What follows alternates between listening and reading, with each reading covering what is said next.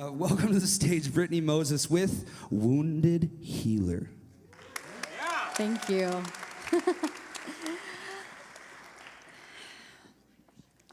It's as if we've divided the world between those who help and those who need help.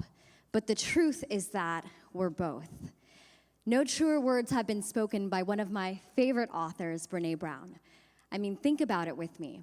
It's as if we've divided the world into those who help and those who need help. But the truth is that we're both.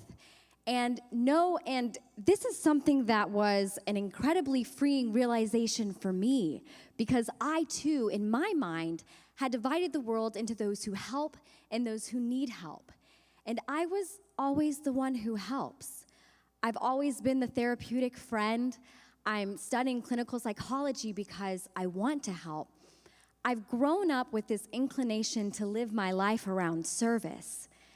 But what happens when the one who helps all of a sudden has nothing to give because you've been gripped by severe anxiety, major depression, or have been given a diagnosis? Well, a few years ago, after a number of devastating and disappointing events led me to staying on a friend's couch, I felt myself feeling helpless, feeling hopeless, feeling lost and confused. I felt my identity, who I knew myself to be, completely robbed by depression, which would soon manifest into an increasing and ongoing battle with anxiety, where it became psychosomatic, and I literally became physically ill. I'd lost so much weight, I didn't recognize myself in the mirror anymore. Down to 100 pounds, looking at myself was like the visual representation of a losing battle in my mind.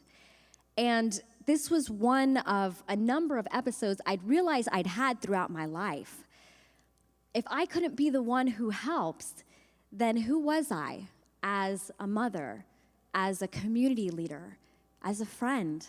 Where would my purpose carry me?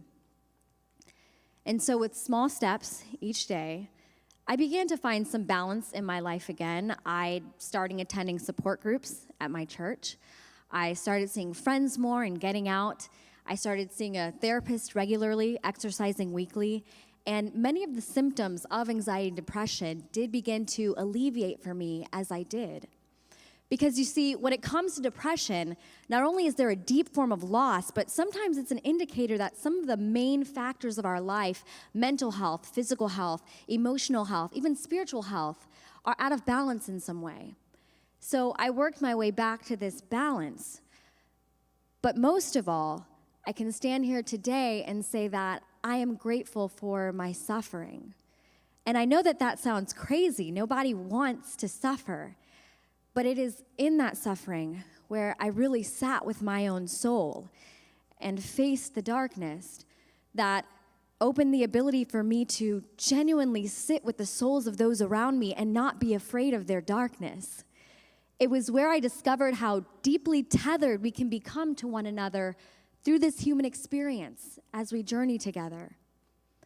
Some days I'm on the mountaintop, and other times life sweeps me off my feet, and I'm back at square one, putting those coping skills back into place just to stay afloat. My therapist would call me a high-functioning client. I function day to day just like most people, but nobody ever checks on us because it's assumed that we're fine and that we have it all together all the time, which, spoiler alert, we don't. And people always ask me, when is this going to go away? This experience of depression and anxiety, this battle with my diagnosis, because I'm tired and I don't want to do this anymore. And it's true. Life won't be perfect. But what I've come to learn is that we can learn how to manage these things, and we can grow in our overcoming of them. And many times that looks like growing in self-awareness. It looks like knowing our own signs of a mental decline. It looks like having an action plan in place, the steps that we're going to take so that we are proactive instead of reactive when hard times fall. And most of all, I'm grateful for the friends who have had the grace to see me through my journey without judging me as less qualified to be doing what I'm doing because I'm imperfect. Because I'm so open about that. I am imperfect, and we need these safe spaces. I still have my struggles and even my relapses to this day, but I refuse to quit. So I'm here today to tell someone that it is okay. It is so okay to be the one who helps and the one who needs help. We are both in any given circumstance.